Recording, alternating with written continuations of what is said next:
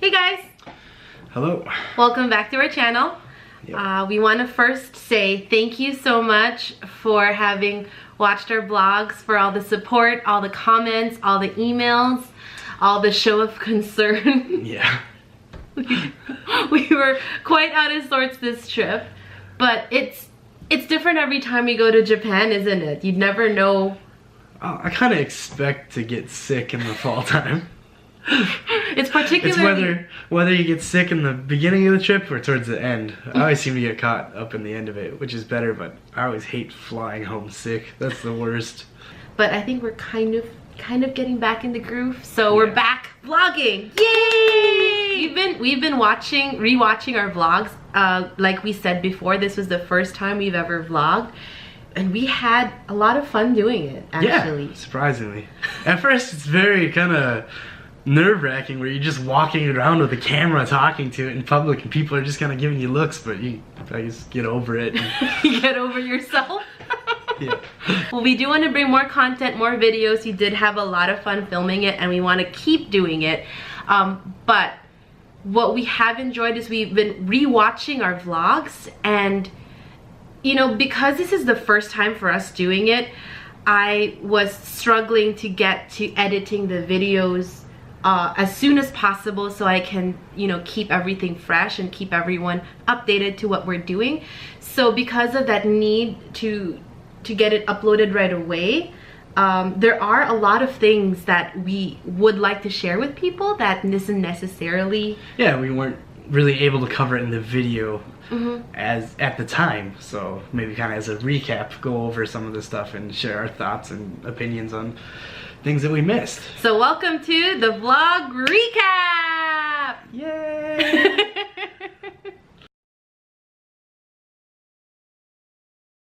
I think the most popular vlog post was the first event we went to. Yeah, for when sure. we arrived. It's been the most popular one, and that's the Niigata Nogyosai. So what we're gonna do is we're gonna kind of go over some of the fish, like the major winners, and talk about our thoughts on the fish and experiences with those farms. And all the good stuff. So we're gonna watch the video and we're gonna do a commentary. Yes, this is the director's cut. Welcome to the director's cut of the vlogs.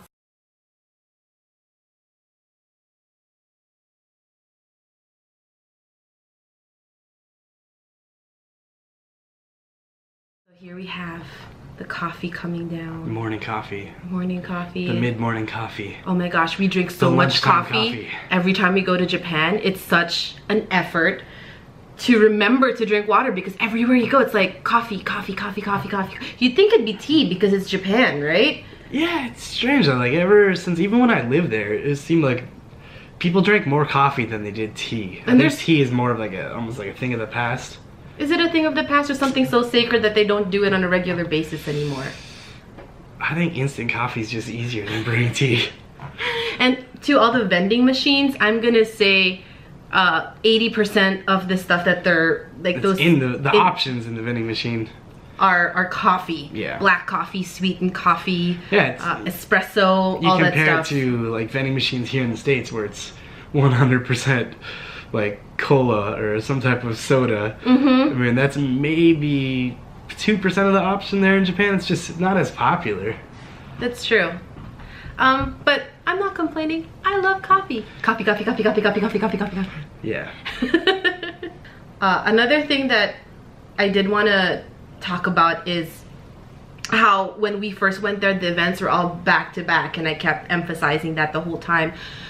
But what I failed to mention is that the people who are organizing all these back-to-back events are all the same people. Yeah. So imagine making putting up a koi show, organizing a koi show over a period of 3 days. That's a lot of work. Yeah, it's enough to wear anyone out for just wanting to do it just once a year. Event, right? Yeah. But they're doing the koi show, and it took them what, 2 days? A day to set up, a day to judge, and then the day for everyone to see the koi, and then they pack up that same day in a matter of hours. Everything's just gone. The awarding ceremony by nighttime. It's just there's no day after to come back and repack. No, It's no gone. time for that. Because the next day is another event, and then another event, and everything's gone by nighttime. It's amazing. Yeah, the efficiency of Japanese Working society, together. I guess, yeah, working together to put things on is just amazing. It is. It's ridiculous. Yeah. So we're pulling up into the koi show now, and I want to play a little game. So we're going to see a couple of the breeders in there, and we're going to play a game, the first thing that comes to mind when you see them. Yeah. There might be some backstory to this that we need to explain. Alright, so we're coming into the koi show, and we're gonna see breeders. So first breeder up, Kano, best dressed breeder. Kazuhiro Hirasawa, best dressed breeder ever. Oh my gosh, this man can pull off a suit, and he knows it. It just falls perfectly on him, and he just picks the right. He's very fashionable for being someone who grew up in a very secluded area. In the mountains. Yeah. Literally in Japanese, they call the people who live in the Yamakoshi area. We're just in mountainous regions. In the mountainous regions, like Yamahito. Yeah. Yama means mountain. Hito means like person. So they literally call them mountain person. Yeah. Which is like their equivalent to like redneck, I guess. Is it really? Yeah. Redneck or hillbilly. But he is literally Yamahito, mountain person. He must be getting a subscription to GQ or something like that, because he's very trendy. He knows how to dress and fix himself up, and he knows it too. He knows that he looks good. Yeah. Everybody's crowding around the Grand Champion Bowl right now, and there's Ryu. Ryu is the next in line to take over Izumiya Koi Farm, the Rolls Royce of Yamabuki. First thing you think of when you think Izumiya is Yamabuki. And when I think of Ryu, I just go, Oppa Gangnam Style, Oppa Gangnam Style. He has a very famous routine of. Ryu's actually a very good singer. He is a fantastic singer, and he can actually dance. Yeah, singer, entertainer. He's a very good sense of humor. Very good sense of humor. And he's not shy at all. He's very outgoing. Extrovert. It's been a couple years. Everybody says it's old now, but kind of like just at the height of the popularity of Gundam Style, Ryu kind of donned that persona, and he like went as far as to buy the jacket and everything. Like he committed. The sunglasses, everything. Learned the dance and sings the lyrics. It without. Yeah, he knows the lyrics by heart, and it's quite a performance when he does it. And what show is that he did it? There's been a lot, like at some of the auction parties, so koi show parties. Going back to the whole pre-party thing, during these pre-parties, sometimes when it's the more informal event, they'll have a presentation. Like some of the breeders will put on like a funny show. One time they actually got Devin to sing karaoke. Yep. That's not on video. It's probably on video somewhere, but it wasn't very entertaining. It probably seemed out of place. I didn't post that video. And hopefully no one ever will. But there is a video of Ryu committing totally to the whole Psy Gangnam Style thing, and he does it fantastically. Yeah. Yeah. They tease him now that it's overplayed, but so he's got to find the next kind of thing, next song, next big. But he does it so hit. well. He does it so well. Yeah. All right. Next, there's Steve. Yep. Ooh, Dainichi. Futoshi Mano. That's Futoshi Mano. He is the boss of Dainichi. Big boss of Dainichi Koi Farm. When I think of Futoshi, I think Dainichi. There's nothing else to think about. Dainichi Koi Farm is a presence all in itself. Oh yeah. You know, that's all. That's it. Yeah. And he does a fabulous job of keeping all the Niigata area breeders, or just promoting koi in general. He's very active on like the political side of koi in Japan, like that typically you won't see as like a hobbyist or anything in the States, but very involved with like Shinkokai and like various organizations within just like the Niigata area itself. He is very active in Shinkokai, and Shinkokai is a worldwide organization for all the professionals in koi. Yeah. Whether it be breeders, dealers, and all that stuff. And when you say political, it does have a very negative feel, connotation, but it's not the case in Japan. No. When we say political, we mean that he's very active in making sure everything is run smoothly. Yeah, and promotions too. And promotions, yes. Shinkokai is ways of promotion association. Yeah, it's promoting koi. Basically association to market koi. Which, incidentally, we are part of Shinkokai, so. Now we're coming into the fish, and we have the Grand Champion. The Grand Champion. The first thing I thought when I came up to this tank, the very first thing that came up out of my mouth and to mind, wow, that is one big head. Yeah, this fish's head is massive. It's huge. I mean, you can see.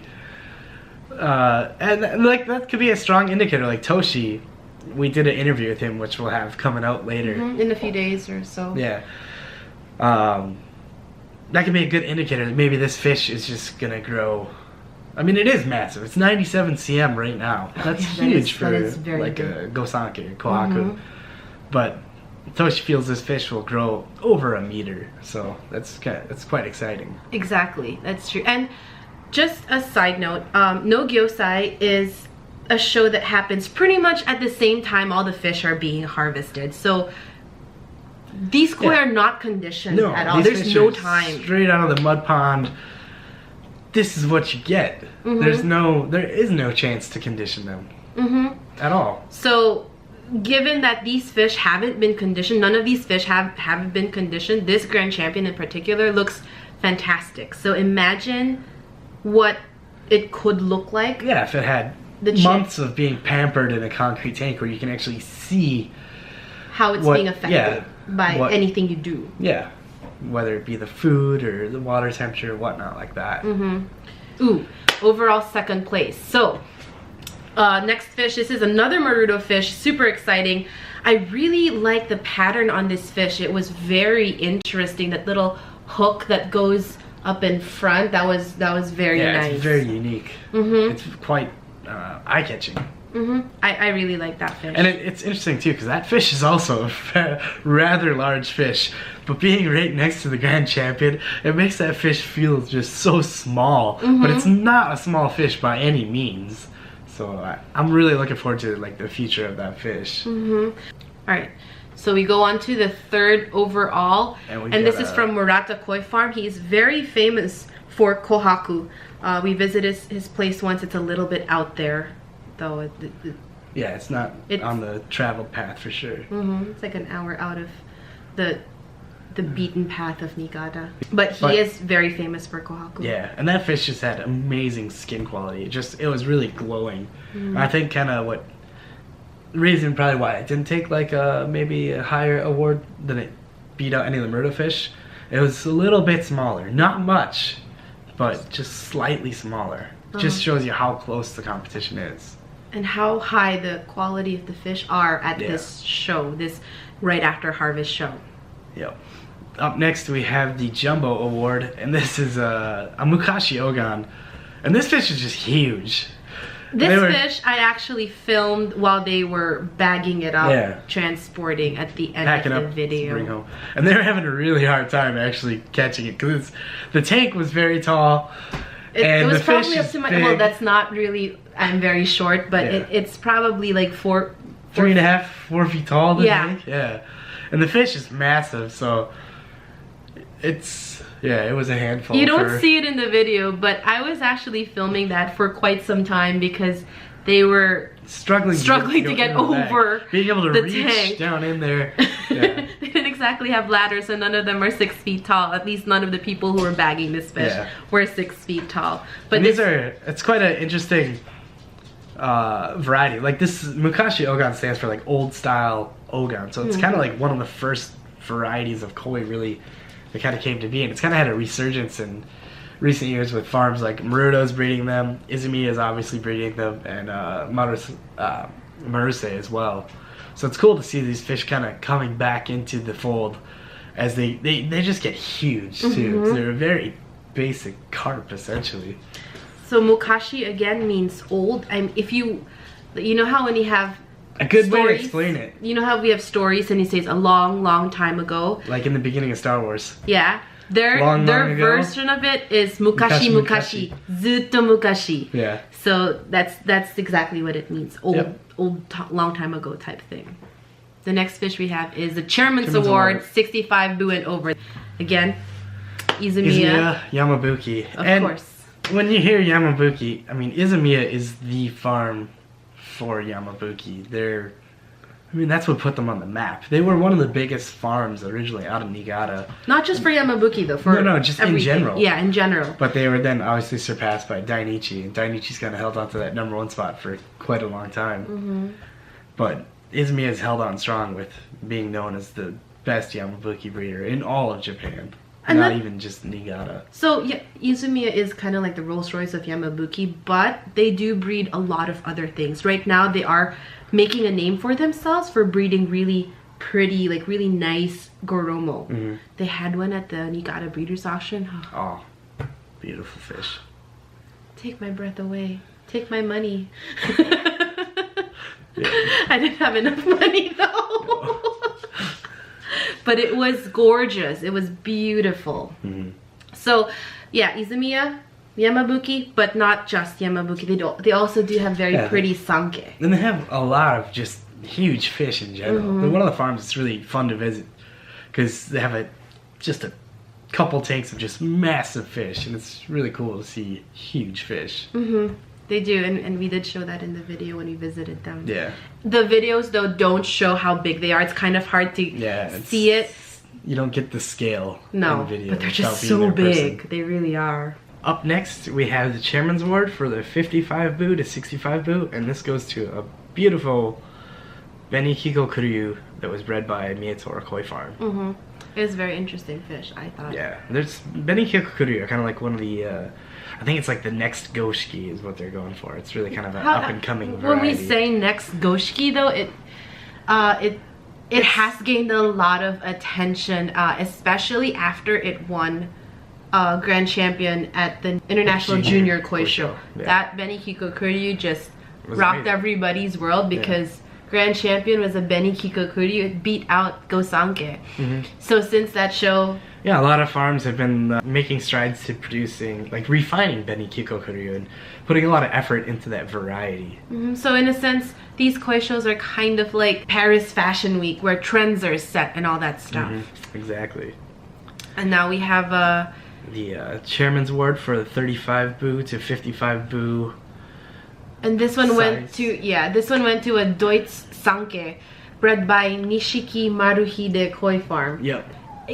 He has been producing a lot of Deutz fish in the past and he really enjoys Deutz fish, but Nishiki Maruhide is kind of like a newcoming because now this is actually Maruhide. Yeah, it's full time for him now. He'd been previously breeding on the side because he was like a head staff at Issa Koi Farm, but now he's gone out on his own and he's putting 100% of his efforts into his own breeding, and this has got to be awesome for him to win a major award like this. It's like the fruit of your labors. Exactly. So Nishiki Maruhide used to be Maruhide Koi Farm, but adding that Nishiki in the front, it's kind of like symbolizing that he's out on his own now. He's doing this full time.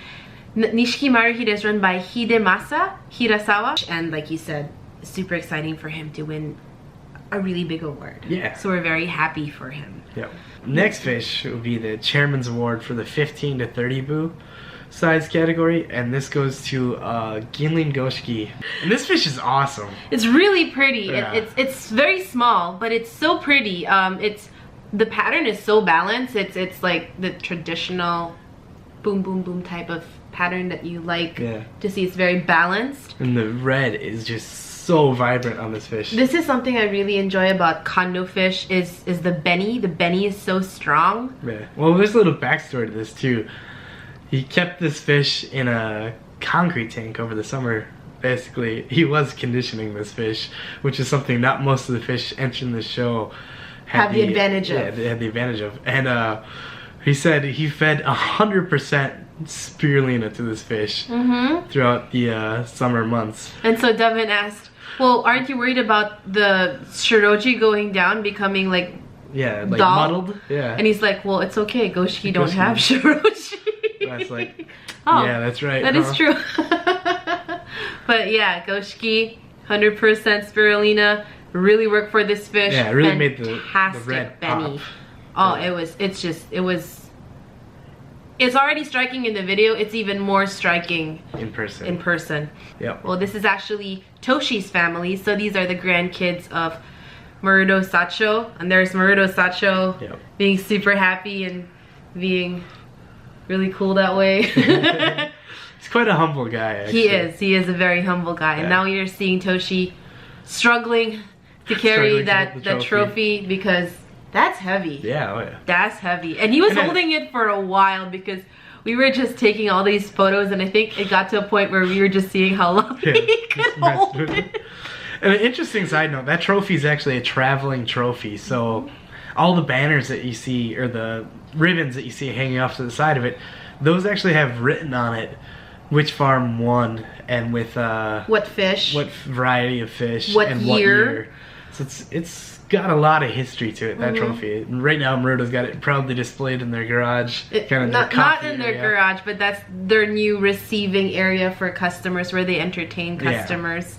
And I should have taken a video of this. I should have, because I actually went one by one with it, and Marudo's, Sacho's wife, Yoshie-san, she's such a sweet lady. She actually read every single kanji for me, from what farm it was and what won and all that stuff. Yeah, so that was quite cool to go through the history of that. I should have filmed it. Surprising some of the farms that had actually won in the past that I had no clue that they'd won. There was Nogami, there was Isa, obviously Dainichi was Dainichi, Nogami, Dainichi, Isa, Dainichi, Nogami. But some of the lesser known farms like Mano Koi Farm, which is quite famous for breeding Akamatsuba, they had actually won Grand Champion in the past as well.